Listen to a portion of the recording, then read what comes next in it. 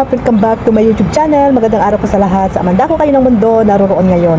At ito nga guys, no, panibagong reaction tayo mga kalingap dito kay Kalingap Rab sa isang channel niya, no, sa YouTube channel ni Kalingap Rab. Dito nga guys, no, pumunta sila, no, at kasama nga dito sila Carla at si Papa Joms. At nagulat nga sila Carla at si Papa Joms dito sa sinabi ng nanay ni Rose Ann mga kalingap. At ayun nga, nagtapat na rin si Rose Ann na may manliligaw, hindi pa pala mga manliligaw, may manliligaw mga kalingap. Sana all may manliligaw. At least kahit pa paano, no, hindi natago si Rose Ann kung ano man yung mga tawag dito, ganap sa buhay niya, di ba mga kalingap? At ano yun mga kalingap, parang kala ko walang ano. So ayun, sinabi niya nga dito kay Kalingap Ian na at sa nanay niya na mayroon na nga daw nanliligaw. So actually hindi pa naman talaga nanliligaw, parang feeling niya lang no nanliligaw at hindi naman siya nag-assume na nanliligaw nga mga kalingap. Sino kaya ito mga kalingap?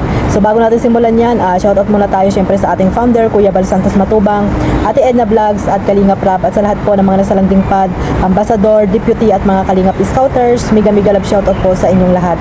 At ganoon din po sa mga OFW, yung mga nandiyan po sa Pilipinas at syempre sa mga solid supporters ng Jomcar at ganoon din po sa mga sponsor, no?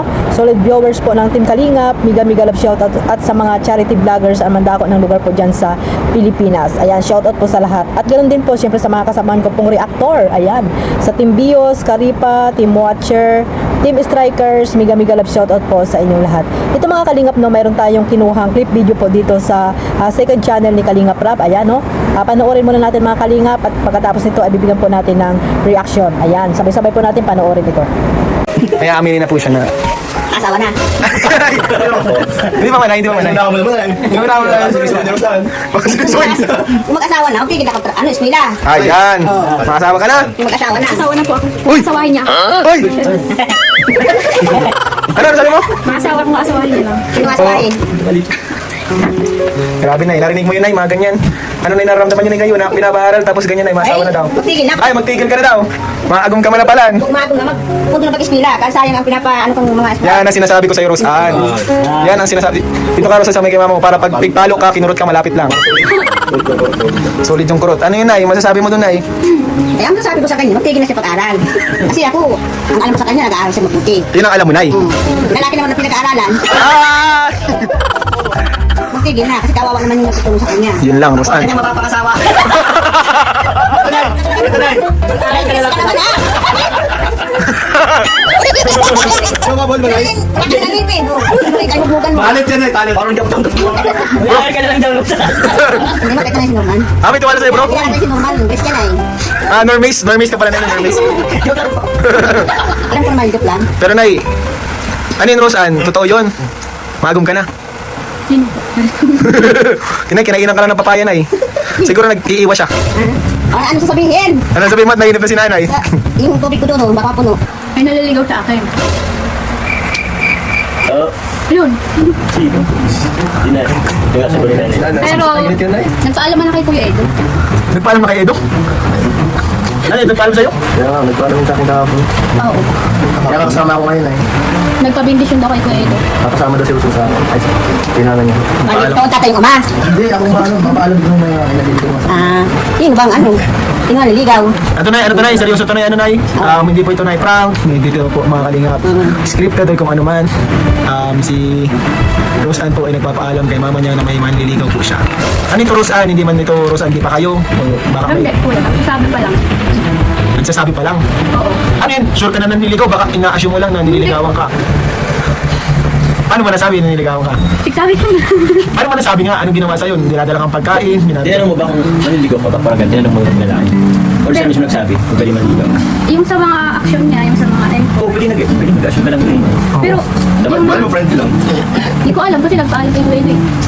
Ikaw na, may nasa isip ka ba kung sino yung manliligaw niyan dito? May manliligaw din mga kuya na sinasabi ng salita sa action sa airport. Yun. Ay, Hindi ko alam sa kanya kung meron siya maliligaw. Umiyak siya sa salita, hindi magawa niya lang sa meron ba na napunta dito, nay? Wala man napunta dito? Kasi wala man siya dito. Ah, Oo nga naman. Wala man siya dito. Nung Para puntahan. Nung wala karama ka na, kala ko nagduyan si Rosan dito.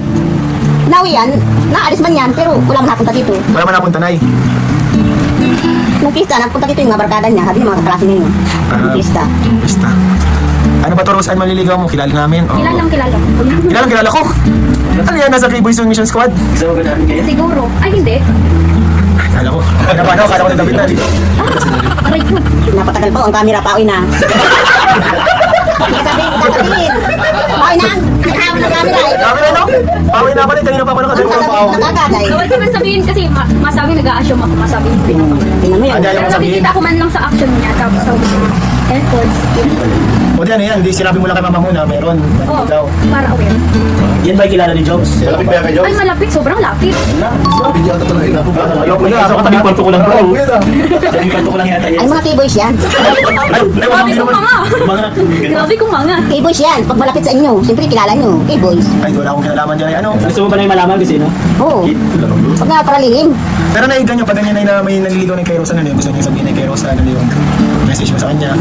Ay, ang tips ko lang sa kanya, kung ano siya sa pag-aaral niya, pagiging niya yung pag-aaral niya, ang boyfriend, nandyan lang yan. Saka na yan kung tapos yung pag-aaral. Kasi kawawa naman yung nagpapaaral sa kanya.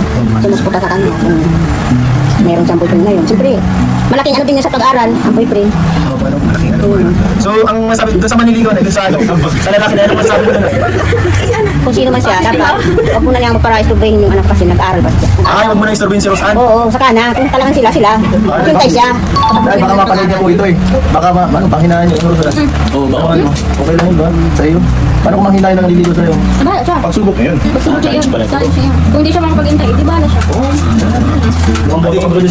So ayun mga Kalingap, hindi pa po nakasubscribe sa second channel ni Kalingap Rob, ayan, pasubscribe na po at dito po mapanood nyo yung iba niyang mga tinutulungan, no, lalo na po yung mga tawag dito, mga tinutulungan niya na hindi niya na nababalikan. Tapos sila Kalingap Ian, si Kalingap Ian po ang kanyang ginawang director, no, sa ibang mga love team niya, at mayroon po siyang K-Boys on Mission, no, at hindi man nakakasama si Kalingap Rob ay binibigyan ni Kalingap Rob ng tulong sa pamamagitan po ng mga K-Boys on Mission at sa pangunguna po ni Kalingap Ian. So ayan po, pa-subscribe na po at syempre si Kalingap Ian, suportahan nyo rin po mga Kalingap. At ayan o, nakita nyo naman mga Kalingap, nandyan sila Carla at si Papa Joms at kasama po nila sa pag-mission papunta po doon sa Tarok nila Rose Ann. At dyan nga no, parang nakangiti or parang wala lang silang imik, no, pag nagsasalita yung nanay ni Rose Ann, kasi nga ay parang namamangha or nagugulat sila sa mga sinasambit ng nanay ni Rose Ann, kasi nga daw ay parang pag nag-asawa daw si Rose Ann ay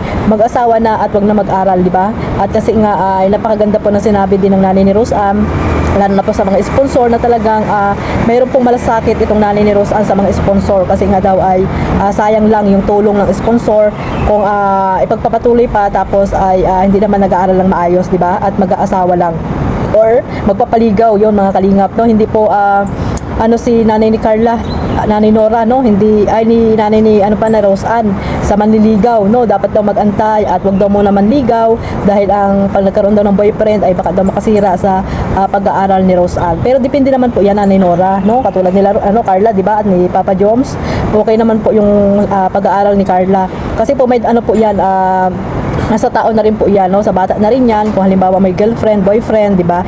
Sa kanila na rin po yan kung lalampas po sila sa limitasyon. At ang pagbo-boyfriend, girlfriend naman po ay minsan po ay nakakasama, minsan po ay nakakabuti. So ayan po, no, nasa kanila na rin po yan, nakadepend po yan sa kanila kung paano nila tawag dito, dadalhin, no, if ever na may mga boyfriend girlfriend na po sila, like si Carla, di ba, or si Rose Ann, talagang boyfriend, di ba? At alam naman natin na focus lang sila sa pag-aaral kahit na may mga nanliligaw or may mga boyfriend sila, di ba mga Kalingap? At maganda po nito, ang pag nagkaroon ka ng girlfriend or boyfriend ay siyempre magiging inspirasyon mo yan sa iyong pag-aaral. Yan po yung isang dahilan din ng mga may mga girlfriend or boyfriend habang ito ay nag-aaral. Pero alam naman nila kung ano yung mga limitasyon nila pag nagkaroon po sila ng karelasyon, no? Sana ay unahin talaga yung pag-aaral. Katulad yan, yung sabi nga ng nanay Nora na nakakahiya naman daw sa mga sponsor. Tama nga naman, di ba mga Kalingap? So sana pahalagahan yung mga binibigay ng sponsor at nandiyan na yan, no? Dahil nga sa Kalingap, kay Kalingap Rob ay nakapag-aral si Rose Ann, di ba? Alam niyo naman guys, mga Kalingap, kung ano ang buhay ni Rose Ann bago nakita ni Kalingap Edo. So ayan, no, sa pamamagitan ni Kalingap Rob ay nabigyan sila ng bahay at ngayon nga ay talagang alagang-alaga ni Nanay Nora yung bahay nila at talagang napakalinis mga Kalingap. At dyan din, no, may mga nadagdag, kubo at syempre yung mga alaga ni Nanay Nora, no, hindi po siya umaasa sa mga sponsor, bagko siya ang gumagawa ng paraan para po mabuhay po at yung mga binibigay ng sponsor ay magkaroon ng bunga, di ba? At makita lang mga sponsor kung saan dinadala yung mga binibigay nila kay Rose Ann. At ayun nga, nagkaroon ng baboyan, manukan, di ba? Kahit papaano ay nagkakaroon ng libangan po ang nanay ni Rose Ann. At ayan tawanan yung mga mga kasama ni Kalingap Iyan. Talagang si Nanay Nora, mga Kalingap, hindi ka malulungkot o hindi ka mabuboring pag yan ang kausap mo o napanood natin, mga Kalingap. Talagang napapangiti rin tayo, masaya po siya kausap si Nanay Nora, at talagang matalinong tao rin po. Kasi nga lahat ng ibinabato mong salita ay talagang mayroon din siyang sinasabi, di ba, mga Kalingap? May sense of humor na kausap si Nanay Nora. So ayan sa manliligaw ni Rose Ann, sana ay hindi ka matakot, tuloy-tuloy lang kung talagang mahal mo si Rose Ann at mayroon ka talagang pagtingin kay Rose Ann, ipagpatuloy mo lang yan at huwag kang susuko hanggat hindi pa sinasabi ni Rose Ann na maging kayo na. Kasi nga, di ba, sabi ng nanay ni Rose Ann ay mag-aral muna ng mabuti. Kung makapagtapos man si Rose Ann at makapag-intay ka, ay mabuti, di ba, mga Kalingap? So ayan, manliligaw pa lang naman at hindi pa naman talaga nagsasabi na manliligaw nga. Kasi nga sabi ni Rose Ann na nakikita niya daw sa mga galawan, di ba, mga Kalingap? At alam naman natin yan, di ba, kung talagang may gusto or manligaw sa atin, ay alam na natin yan sa mga galawan pa lang, di ba? Pero sabi nga ni Rose Ann, hindi naman daw siya nag-assume, di ba? Kung kaya nasabi niya yon. So sana po, mga Kalingap, ay tawag dito, suportahan natin si Rose Ann, kung ano man yung kanyang gusto sa buhay. At if ever man si D nga, si D, talagang pag sila, mga Kalingap, kinikilig rin tayo dyan, marami din kinikilig, at para magkamukha sila, mga Kalingap, si D. At ayun nga, di ba, sinabi niya rin na napakalapit po ito kay Kalingap Jomar, malapit kay Kalingap Jomar, kaya napaisip na rin tayo na si D nga po yun, na nanliligaw kay Rose Ann. Wala namang masama, mga Kalingap, dahil si D po ay mukhang mabait din naman, mga Kalingap. At syempre, yun nga, single, walang sabit, di ba, mga Kalingap? So normal lang po yan sa dalaga at binata na magligawan.